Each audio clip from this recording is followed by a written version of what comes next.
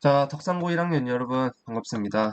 우리가 1회고사 끝난 이후로 성적 확인한 시간 빼면은 첫 수업 시간인데, 이렇게 영상 강의로 만나게 된 게 좀 아쉽네요. 선생님이 지금 코로나 확진으로 인해서 집에서 격리를 하고 있어요. 그래서 이렇게 얼굴 보고 웃으면서 수업해야 되는데, 네, 이렇게 영상 강의로 진도를 나가게 된 점, 양해 부탁하고요. 어, 지금 이 영상을 첫 부분 시작만 한 7번째 찍고 있는 것 같아요. 이게 그냥 쭉 찍으면 되는데 쌤이 이상하게 마음에 안 들어서 계속 수정을 하고 다시 찍고 하면서 지금 벌써 몇 번째인지 모르겠습니다. 무슨 저기 도자기 피는 노인이 이것도 아니야 하면서 망치로 항아리 깨부수는 것 마냥 그렇게 하고 있는데 이제는 모르겠고 그냥 실수를 하든 뭐 버벅이든 횡설수설 하든 그냥 원테이크로 찍겠습니다. 쌤이 중간에 이상한 말 하면 쌤이 아파서 그렇구나 라고 이해해 주길 바랍니다. 아무튼 자, 우리 180쪽 펴고요. 우리말 바로쓰기라는 단원을 나갈 겁니다. 여기가 여러분들 1학기 200호사 범위에 해당이 되겠죠, 당연히. 우리 앞서 배웠던 의문의 변동 바로 다음 소단원이에요. 자, 180쪽 펴고요. 혹시나 선생님 앞에 없다고 해서 교과서를 안 챙겨 오는 사람 또는 뭐 집중 안 하고 딴짓하는 사람 없길 바랍니다. 앞에 쌤이 있다고 생각하고 이렇게 수업 잘 들어주세요. 자, 그러면 일단 뭐 하는 단원인지 볼게요. 앞서 선생님이 여러 번 얘기한 적은 있습니다. 한글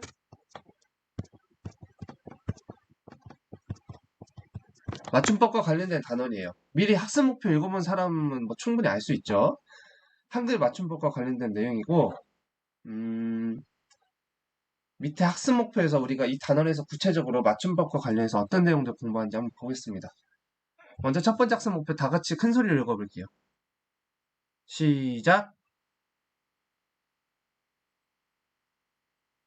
목소리가 좀 작은 것 같아요. 네, 지금 같이 안 읽은 사람도 있고, 다시 한번, 큰 소리로 한번 다 같이 목소리 다시 한번 맞춰서 읽어보겠습니다. 시작. 네, 좋아요. 아까보단 낫습니다. 한글 맞춤법의 기본 원리와 그 내용을 이해할 수 있다라고 돼 있죠? 자, 한글 맞춤법의 기본 원리, 그리고 그 내용, 이렇게 동그라미 쳐봤는데요. 자, 한글 맞춤법, 법이잖아요, 법은 뭐냐면은 규칙입니다. 그쵸? 근데 이 규칙을 우리 국악자들이 아무렇게나 막 자기들 마음대로 정할 수는 없겠죠? 그 맞춤법 여러 규정이 있는데 그 안에 녹아있는 기본 원리라는 게 있습니다. 이 기본 원리가 뭐지? 살펴볼 거고요. 그 구체적인 내용들을 예시와 함께 볼 겁니다. 자, 다음 두 번째 학습 목표. 다 같이 큰 소리로, 이전 거보다 좀 더 크게, 시작. 그쵸? 좋아요.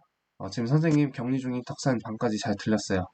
한글 맞춤법 규정을 자, 실제 언어 생활에 적용할 수 있다. 우리가 한글 맞춤법 그냥 머리로만 이해하고 예시를 딸딸딸 외우고 시험에 나오니까 시험 보고 나선 까먹고 지금 여러분들 음운 변동도 시험 보자마자 다 까먹었을걸요? 다 압니다. 아무튼 이거를 단순히 그렇게 머리로만 이해하고 외우고 끝나는 게 아니라 우리가 실제 언어 생활에서 써먹을 수 있어야겠죠? 그렇죠? 그래서 여기서 배운 예시들을 단순히 외우고 끝나는 게 아니라 이 예시와 비슷한 다른 사례들, 우리 일상에서 자주 사용하는 뭐 단어들 이런 것들 활용할 때 우리가 실제로 써먹을 수 있어야겠다. 우리가 맞춤법 필요한 순간이 되게 많지 않습니까? 밑에 뭐 생각 열기 해가지고 이렇게 있고 선생님이 준비한 자료도 보면은 뭐 여러 가지 재밌는 것들이 있는데 이거를 지금 영상 강의에서 같이 볼까 하다가 이거는 우리가 서로 좀 소통하면서 웃고 떠들면서 하는 게 더 재밌을 것 같아서 생각 열기는 일단 생략하도록 하겠습니다. 생략하도록 할 거고 우리 다음 주 교실에서 수업할 때 만났을 때 그때 한번 보도록 할게요. 그래서 일단 우리가 실생활에서 이 맞춤법을 적용해서 언어 생활해야 되는 순간이 굉장히 많다 정도만 여러분들이 그냥 뭐 당연한 얘기잖아요. 여러분들 실제로 그런 거 필요한 순간 많잖아요. 그 정도만 이해하고 일단 넘어갑시다.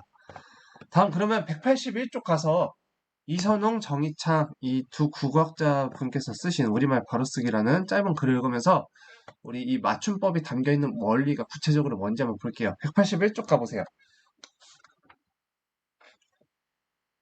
자, 읽을 시간을 주면 좋겠으나 실제 수업 시간이면 그 선생님이 여러분들 읽는 상황 봐가면서 적절하게 배분해 줄 텐데 지금 그럴 수가 없으니 같이 읽어 나가겠습니다.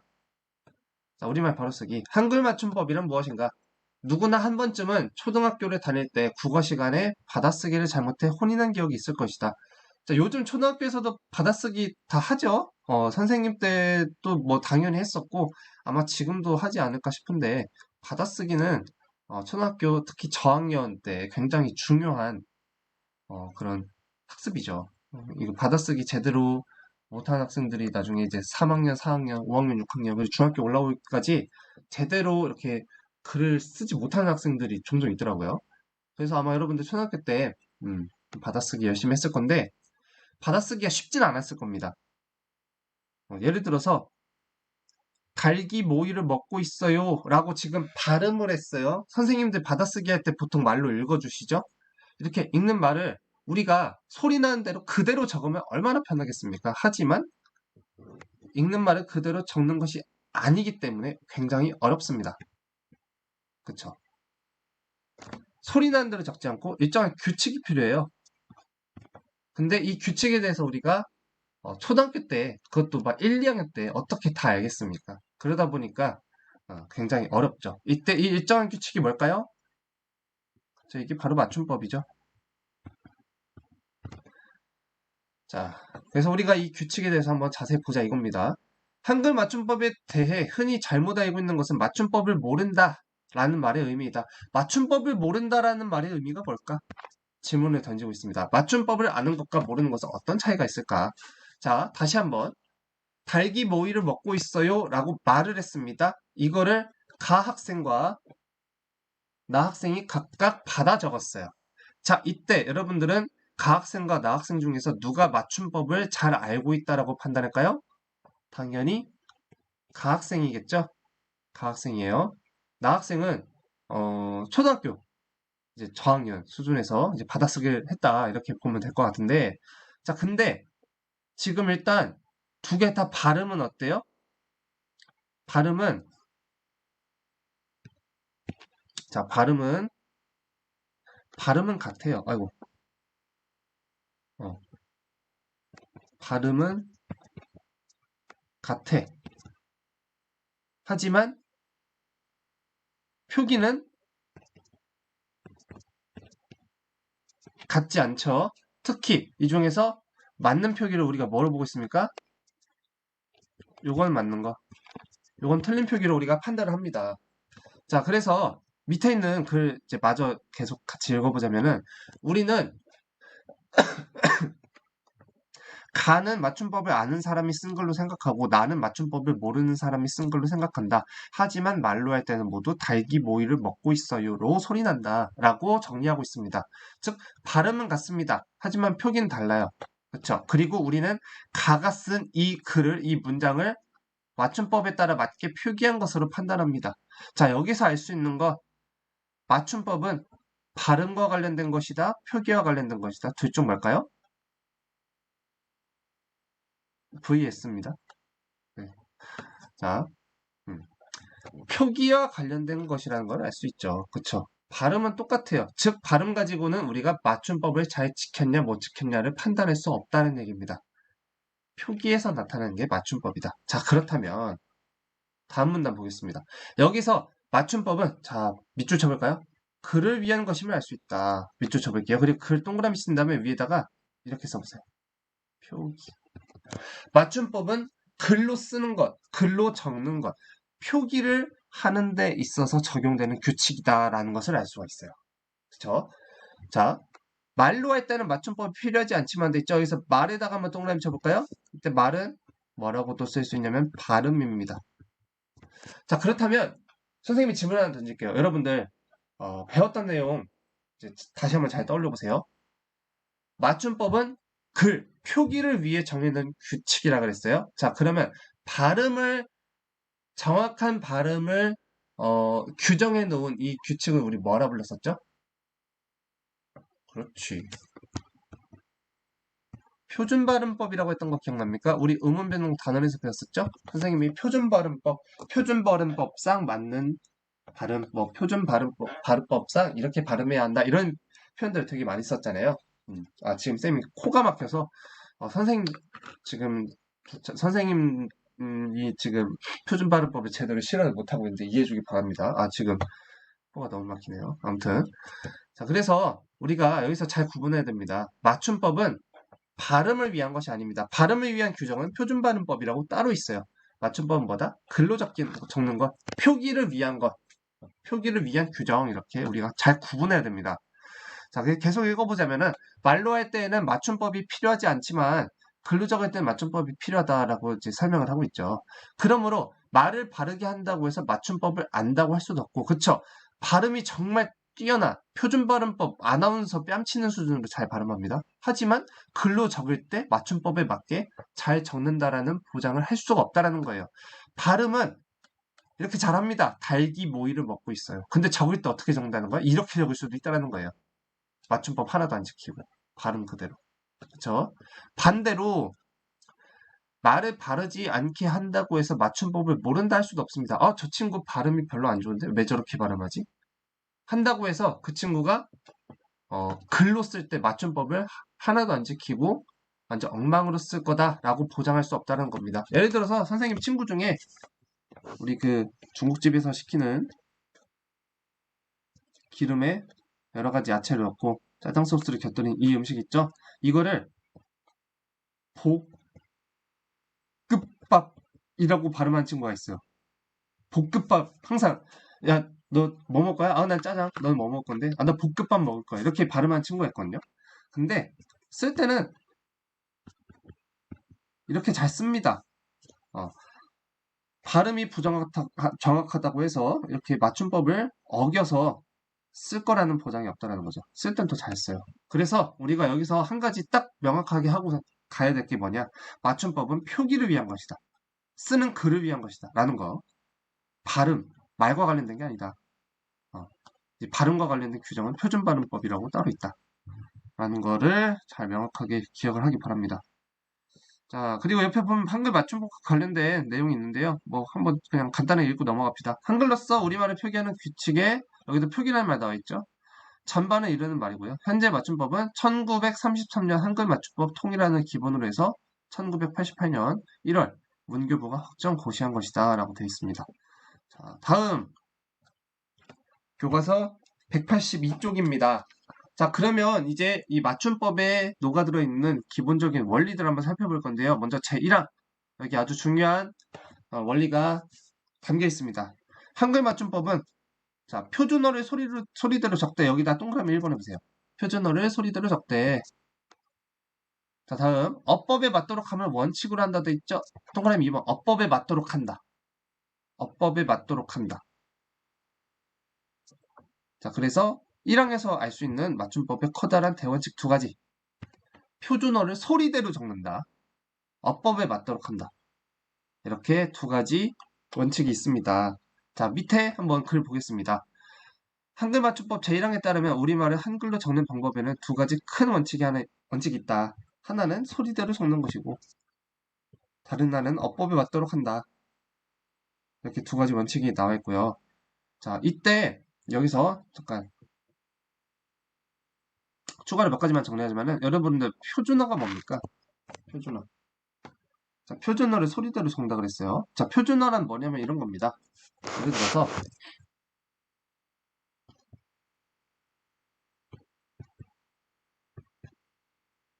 고냉이, 고내기,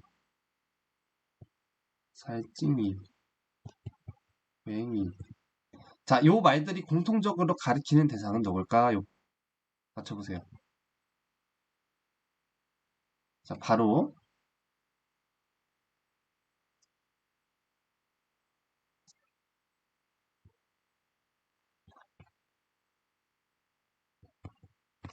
이렇게 생긴 동물을 가리키는 말입니다. 그리고 이렇게 생긴 동물을 가리키는 말이 하나 더 있죠? 요건데요. 고양이인데 이게 다 지역마다 이렇게 생긴 동물을 부르는 이름들이에요.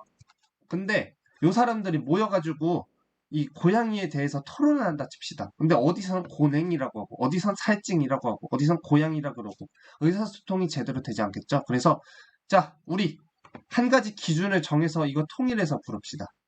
하고 정한 게 바로 표준어입니다. 그리고 그 중에서 고양이라는 요 단어가 채택이 된 거예요. 자, 그래서 표준어란 뭐냐면은 표준어란 한 나라의 표준으로 정한 말을 표준어라고 하고요.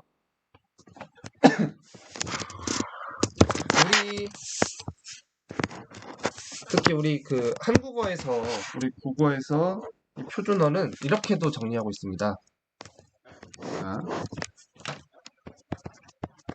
교양 있는 사람들이 두루 쓰는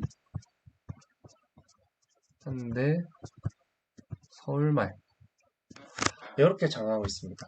교양 있는 사람들이 두루 쓰는 현대 서울말. 네. 그래서 이 정의에서 알 수 있는 것처럼 지금 우리말 표준어들은 이 서울 방언, 서울 지역에서 썼던 서울에서의 지역 방언을 표준어로 정했다는 것을 알 수 있죠. 자, 그래서 일단 한글 맞춤법은 이런 표준어를 대상으로 하고요. 소리대로 적습니다. 자, 이 소리대로 적는다는 말이 뭔지는 그 다음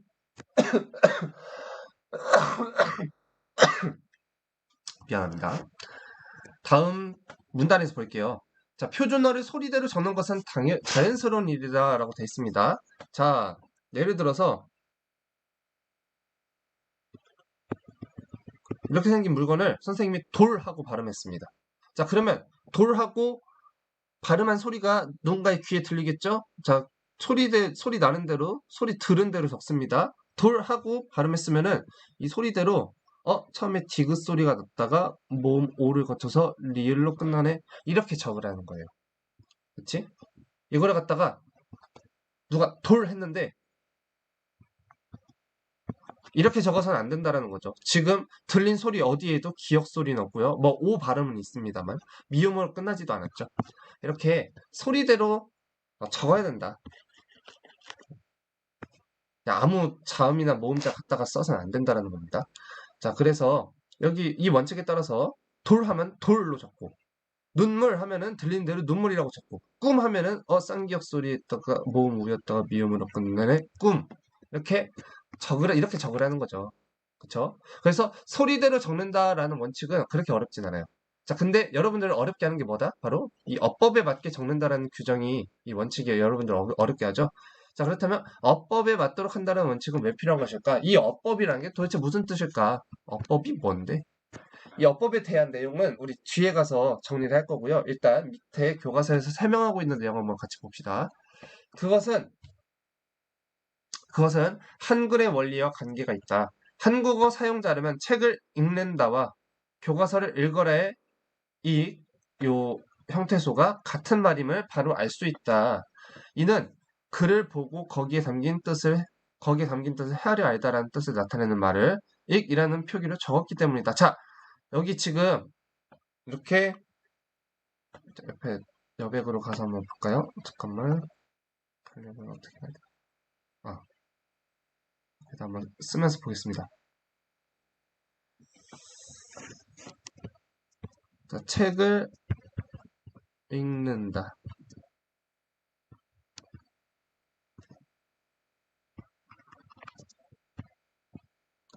교과서를 읽어라. 자, 이때 우리가 요 익과 요 익이 같은 익이라는 것을 압니다. 그리고 여러분들 뜻도 사전처럼 정확하게 표현할 수 있진 않지만 그건 좀 어렵겠지만 대충 어떤 의미를 담고 있는 그런 형태손지는 여러분들이 알 거예요. 영어로 따지면은 read에 해당되는 놈이고요. 그쵸?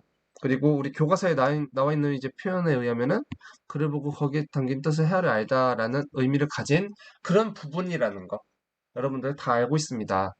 자, 근데 만약에 이놈을 그냥 발음 나는 대로 적는다 치면은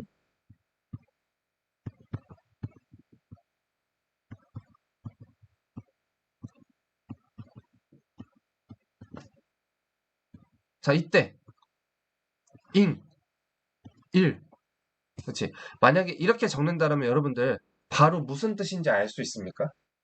자, 그 손으로 이렇게 지금 이렇게 쓴 거 이렇게 손으로 가리고 요것만 가지고 의미를 파악한다고 생각해 보세요.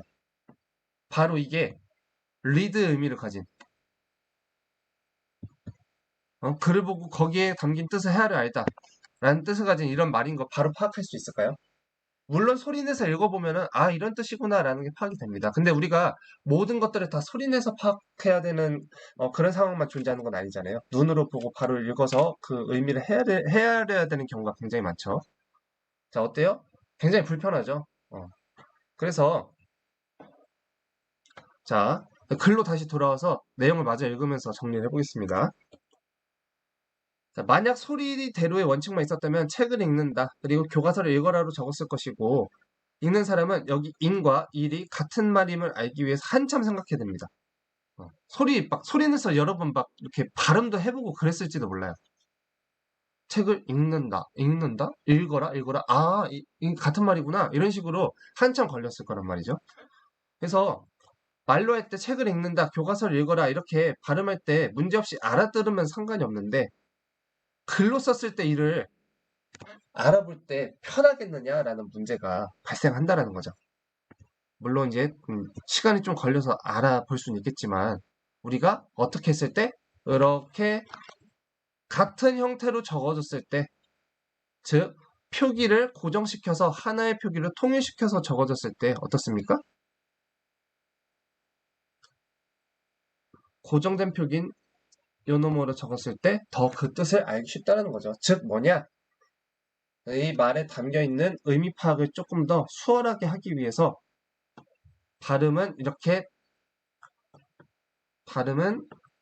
다르게 될지언정 형태를 똑같이 통일시켜서 적어준다 라는 겁니다. 이게 바로 뭐냐면은 우리 앞서 봤던 어법에 맞게 적는다라는 말의 구체적인 사례입니다. 알겠죠? 자, 그래서 우리가 어법에 맞게 적는다라는 말을 여기서 한 번만 정리해보자면은 이렇게 정리해볼 수 있을 것 같아요. 자, 아이고.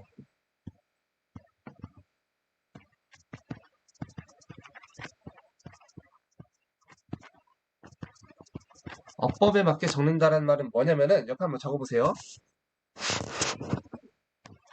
의미 파악이 쉽도록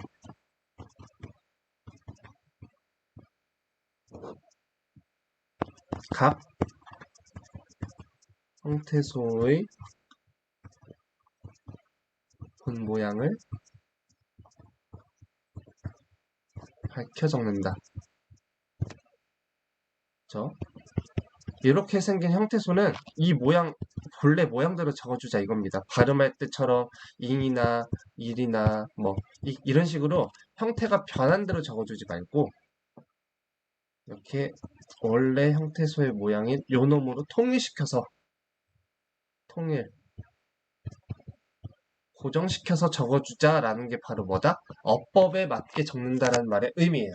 다시 한번 어법에 맞게 적는다라는 말의 의미는 의미 파악이 쉽도록 각 형태소의 본 모양을 고정시켜서 밝혀 적어주자라는 겁니다. 자, 밑에 글 마저 읽어보도록 하겠습니다. 다와 라 예시가 또 나와 있네요. 읽어, 읽는, 읽자. 라도 읽어, 읽는, 읽자. 발음은 같습니다. 하지만 이것은 우리 방금 전에 살펴본 것처럼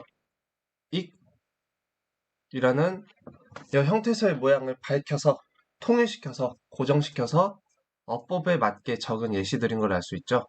자, 밑에 한번 긁어볼게요. 읽어, 읽는, 읽자로 소리나는 말을 적는 방법은 다와 같이 읽어, 읽는, 읽자라는 것을 알게 되었다. 주의할 점은 말로는 같은 소리가 나더라도 글로 적을 때는 여러 방법이 있을 수 있다는 것이다. 자, 읽는 이라는 이 소리는 사실 우리가 방금 전한 것처럼 이렇게 적어도 되고 소리 그대로 이렇게 적어도 되고 이렇게 적어도 발음은 다 이렇게 납니다.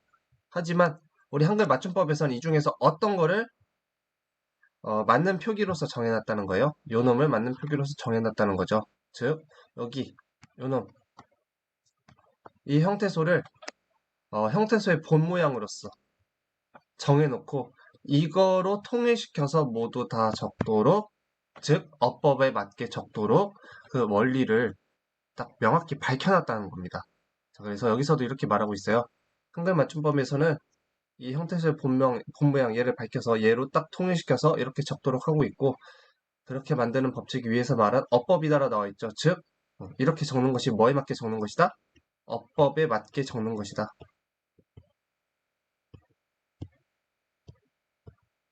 라고 설명을 하고 있습니다. 자, 마지막 문단이에요. 이처럼 하나의 형태소를 동일한 표기로 적는 것이 눈에 훨씬 잘 들어오고 이해하기도 쉽다. 가독성도 좋고요. 이해도 면에서도 뛰어납니다. 그래서 한글 맞춤법에서는 하나의 뜻을 나타내는 말을 언제나 동일하게 정리하는 원리를 적용한 것이다. 자, 여기다가 한번 이렇게 가르쳐 볼게요. 하나의 뜻을 나타내는 말을 언제나 동일하게 적는다 라는 원리. 자, 이게 뭐야? 어법에 맞게 적는다 라는 원칙을 이렇게 조금 더 자세하게 쉽게 구체적으로 풀어놓은 겁니다. 다시 한번 어법에 맞게 적는다라는 원칙의 의미는 뭐다? 하나의 뜻을 나타내는 말은 언제나 동일하게 적는다. 또는 다른 말로는 한 형태소의 본모양을 동일하게 통일해서 고정시켜서 밝혀서 적는다. 이렇게 다양한 표현들로 또 우리가 정리해 볼 수 있어요. 자, 그래서 일단 우리 한글 맞춤법 제1항에서 나타나는 표준어를 소리대로 적되 어법에 맞도록 한다라는 말의 의미에 대해서 살펴봤습니다. 자, 다음 이어서 뭘 볼 거냐면은 띄어쓰기 규정을 볼 건데요. 여러분들 띄어쓰기 규정 굉장히 중요하죠. 띄어쓰기를 잘못함으로써 생기는 의사소통상에서의 오해도 굉장히 많습니다. 자, 한번 볼게요. 한글 맞춤법의 규정 중에 띄어쓰기가 있다. 자, 띄어쓰기는 읽기 편하게 하기 위한 것이다. 그쵸? 우리 지금 배우고 있는 한글 맞춤법도 그렇고 띄어쓰기도 그렇고 다 읽기 편하게 하기 위해서, 읽고 의미 파악을 편하게 하기 위해서, 의사소통상에서 문제가 없게 하기 위해서, 오해, 오독이 없게 하기 위해서 정해놓은 것들인데요. 옛날 문헌, 우리 뭐 소위 말하는 조선시대에 쓰였던 중세국어 문헌 이런 거 살펴보면은 그때는 띄어쓰기가 없었어요. 이 띄어쓰기는 비교적 굉장히 최근에 만들어진 발명품입니다. 뭐 발명품이라고 해야 될지, 어, 뭐 우리 말 입장에서는 원래 없던 거 이제 갖다 쓰는 건데, 원래 처음에는 1877년에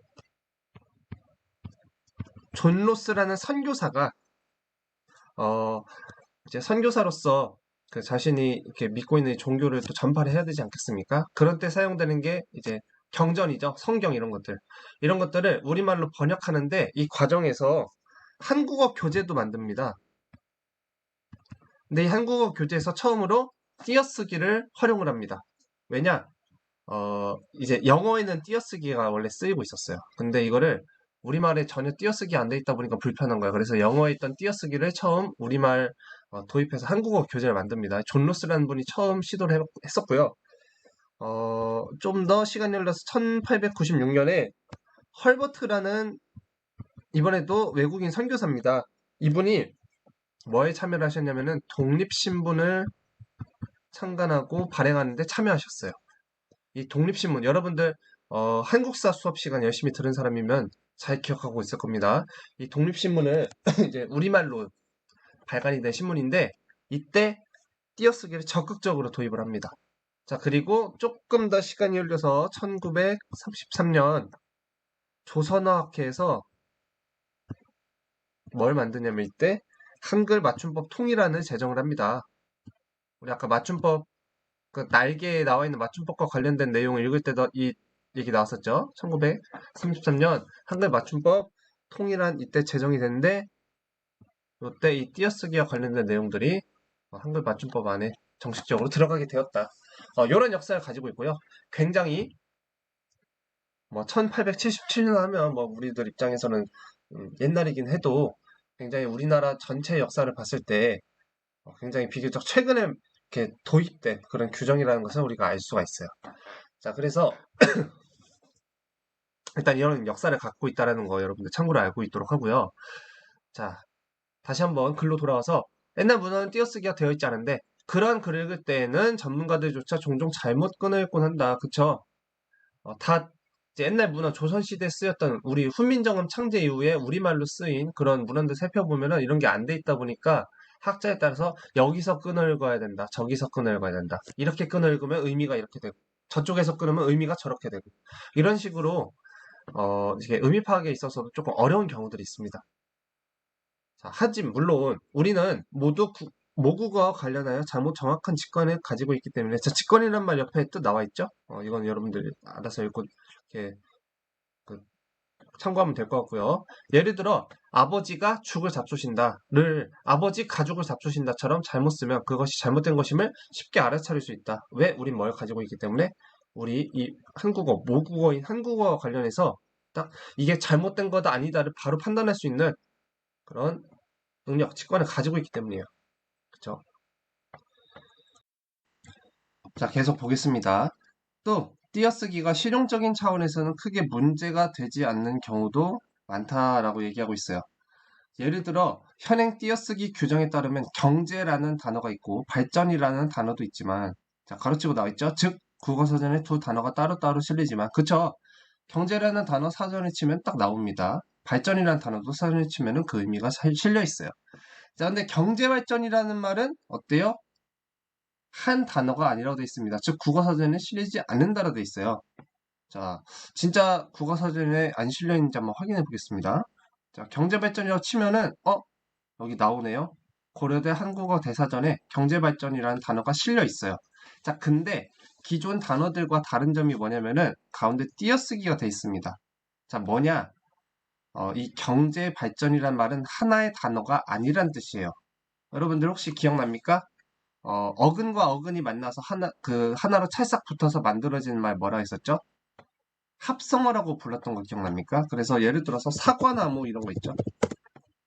이런 거 검색하면은 사과나무는 어떻게 되냐면 사과라는 말과 나무라는 말, 즉 이 두 어근 사이에 붙임표가 붙어 있어요. 이건 뭐냐? 두 단어가 붙어서 쓰인다는 얘기거든요. 자, 근데 경제발전 어떻습니까? 그런 게 전혀 없죠. 띄어쓰기가 돼 있습니다. 왜냐? 우리가 이따가 배우겠지만 단어와 단어 사이는 띄어쓰도록 돼 있어요. 즉 경제발전이란 말은 경제라는 단어와 발전이라는 단어가 두 개가 그냥 이렇게 나란히 놓여 있는 것뿐이지 하나의 단어가 아니다라는 얘기를 하고 있는 겁니다. 그래서 한 단어가 아니기 때문에 경제와 발전 사이는 띄워줘야 된다라는 얘기를 설명을 하고 있고요. 자, 굽다와 먹다 같은 경우도 각각 하나의 단어로 존재합니다. 사전에 각각 치면 각각 나와요. 자, 근데 구워 먹다라는 말은 하나의 단어가 아닙니다. 구워 먹다도 한번 검색해 볼까요? 구워 먹다. 자, 구워 먹다 치면은 이렇게 나옵니다. 굽다와 먹다가 각각 따로 나와요. 왜냐? 이 두 개, 이 구워 먹다라는 단어는 하나에 붙어 있는 단어가 아니기 때문이에요. 자, 그래서 역시 여기도 띄어 써줘야 된다라는 얘기를 하고 있습니다. 자, 그런데 자, 그런데 우리가 이거 뭐 띄어 쓰든 붙여 쓰든 뭐 일상생활하는데 언어 생활하는데 크게 신경 씁니까? 아니죠. 그냥 경제발전 이렇게 붙여 쓰기도 하고요. 구워 먹다가처럼 붙여 쓰는 경우가 많아요. 그리고 큰 잘못은 느껴지지 않고 그냥 뭐 붙여 쓰든 띄어 쓰든 알아먹으면 그만 아닌가라는 생각을 우리가 할 수 있어요. 그래서 지금 자 어디냐? 지금 이 첫 문단과 두 번째 문단에서 하고 있는 얘기는 요약하면 이겁니다. 우리는 잘못 쓸 경우에 잘못된 신검을 잘못된 이렇게 아버지가 죽을 잡수신다를 아버지 가죽을 잡수신다라고 썼을 때 이게 잘못 쓴 것이라는 것을 알 수 있는 직관을 가지고 있고요. 그리고 일상생활에서 이렇게 쓴다고 하더라도 큰 잘못으로 느끼지 못합니다. 즉, 띄어쓰기 규정이 진짜 필요한 건가? 라는 의문을 제기할 수 있는 내용을 지금 1문단과 2문단에 걸쳐서 얘기하고 있는 거예요. 아니, 우리에겐 직관이 있어. 그리고 잘못 쓴다 해서 그게 큰 잘못이야? 과연 띄어쓰기 규정은 필요해? 하고 그 필요성에 대해서 의문을 제기하는 내용을 먼저 이렇게 던지는 거예요. 그래서 그래서 던지고 있는데, 그렇다면은 이 필요성에 대해서 다시 한번 강조하는 내용이 다음 문단에 나오겠죠. 그러나 띄어쓰기를 했을 경우 어떻대요? 안 한 경우보다 독해가 훨씬 수월하답니다.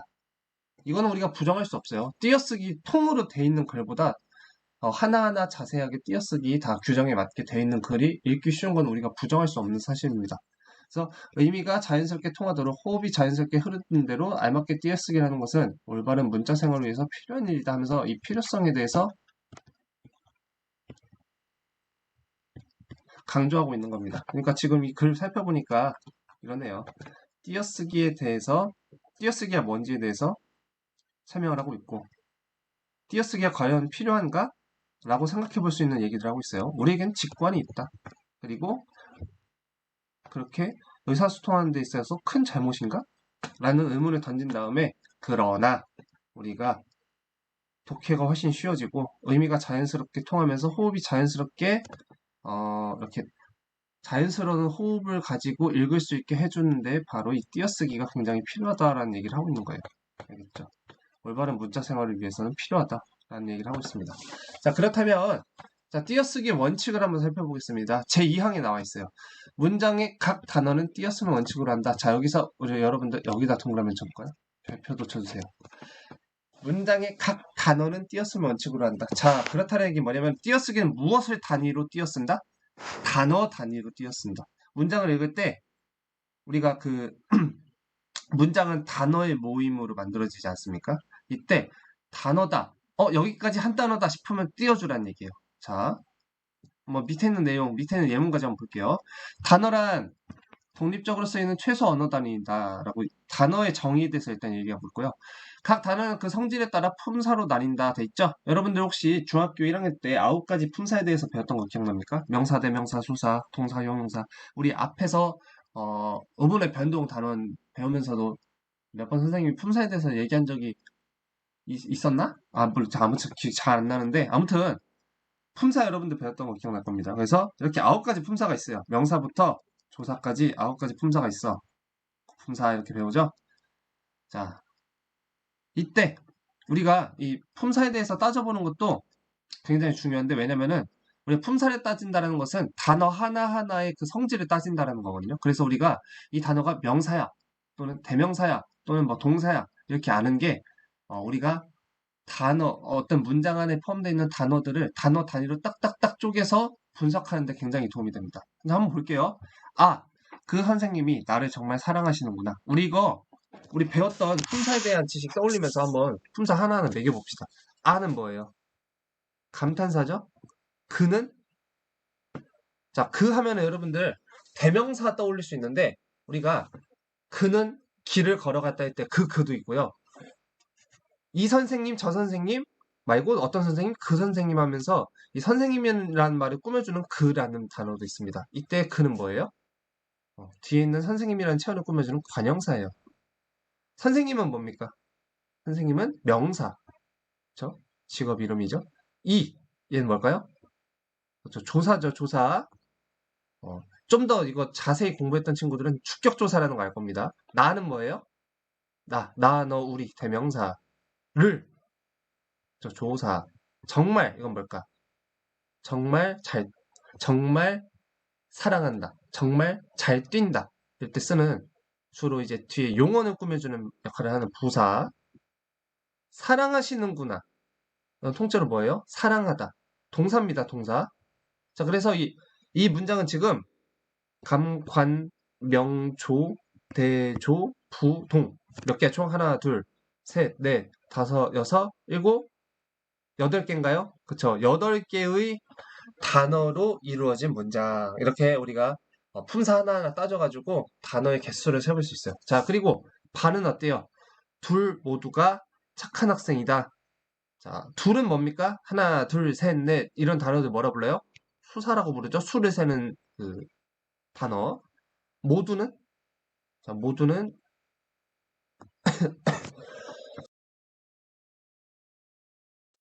모두는 명사입니다. 뭔가 의미상 대명사일 것 같은데 사전에 검색해보면 명사라고 나와요. 자, 가는 뭐예요? 위에서 봤던 주격조사, 조사. 착하는 뭘까요? 자, 착한의 기본형이 뭘까요? 착하다죠. 착하다는 뭘까요? 성격이 착해. 성격이 어떤 성질 상태를 나타내주는 형용사라는 걸 알 수 있어요. 그렇죠? 학생, 명사고요. 이다는 뭘까요? 여러분들 혹시 기억납니까? 서술격 조사 이다. 그렇죠? 얘도 조사예요. 자, 그러면은 자, 지금 요 둘 모두가 착한 학생이다. 이거는 몇 개의 단어로 이루어져 있습니까? 수사, 명사, 조사, 형용사, 명사, 조사. 총 6개의 단어로 이루어진 문장이네요. 그쵸? 자, 그래서 이렇게 우리가 단어의 품사 하나하나 따져보면서 몇 개의 단어로 이루어진 문장인지 봤는데, 자, 근데 지금 보면은 우리 위에서 봤던 문장의 각 단어는 띄었음을 원칙으로 한다. 이것들을 거의 대부분 충실하게 따르고 있습니다. 감탄사와 관형사 사이 띄워주고 있고요. 관형사와 명사 사이 띄워주고 있습니다. 자, 그리고 조사와 대명사 사이 띄워주고 있고요. 조사와 부사 사이, 그리고 부사와 동사 사이 다 띄워주고 있습니다. 밑에도 마찬가지예요. 그쵸? 근데 여기서 우리 한 가지 예외가 있죠. 뭡니까? 그치. 조사들은 어떻게 하고 있어요? 앞에 있는 말에 붙어서 쓰이고 있습니다. 선생님 이 할 때 이라는 주격 조사는 선생님이라는 명사에 붙어 쓰이고 있고요. 를이라는 목적격 조사입니다. 를은 어때요? 나라는 대명사에 붙어 쓰이고 있죠. 그래서 여기에 한 가지 예외를 두자면은 단 조사는 앞말에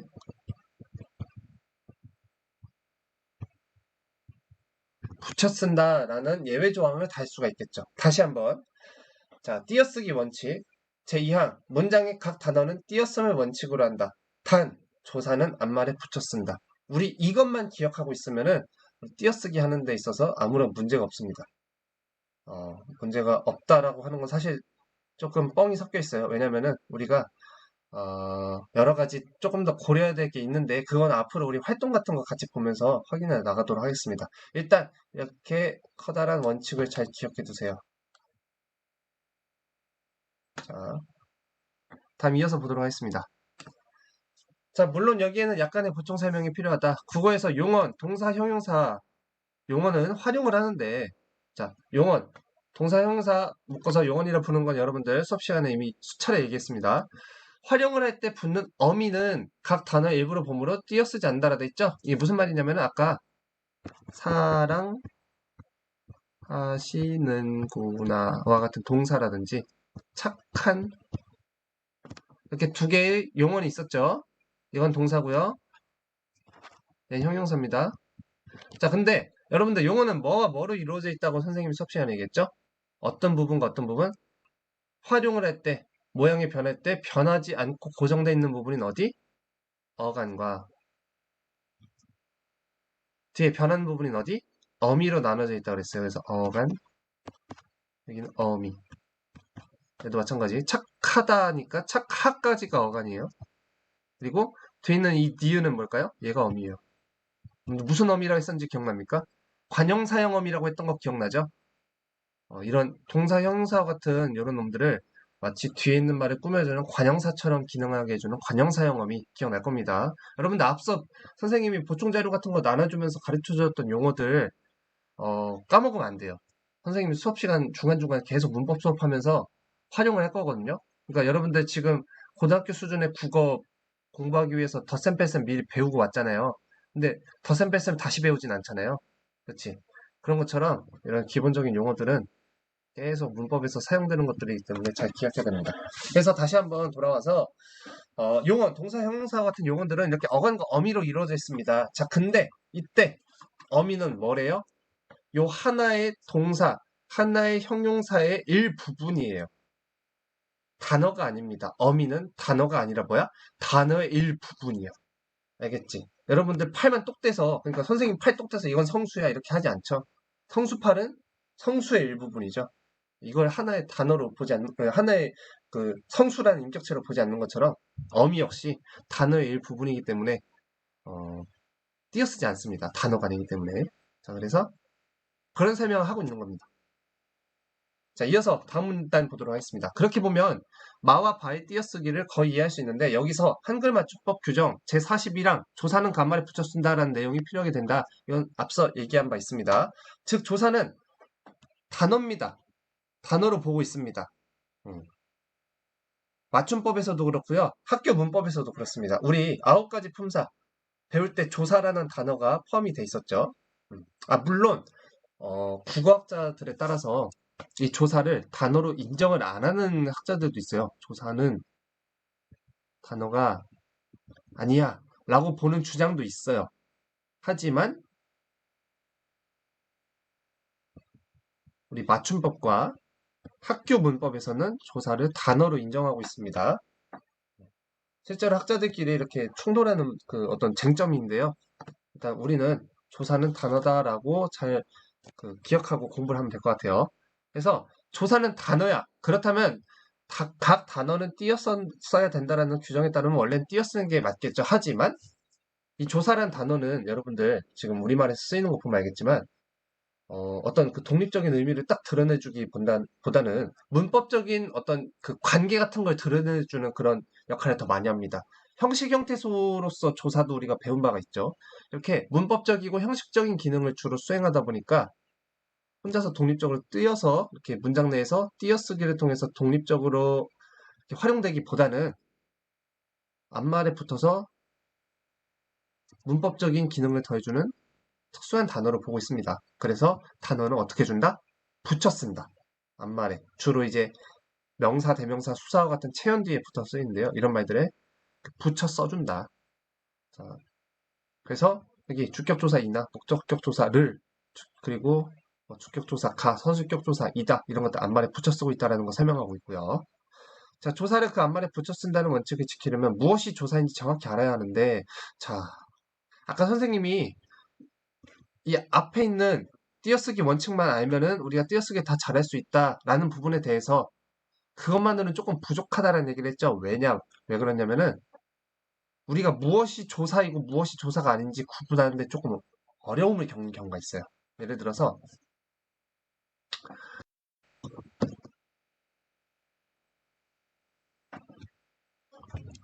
음, 성수만 오너라 이런 문장이 있고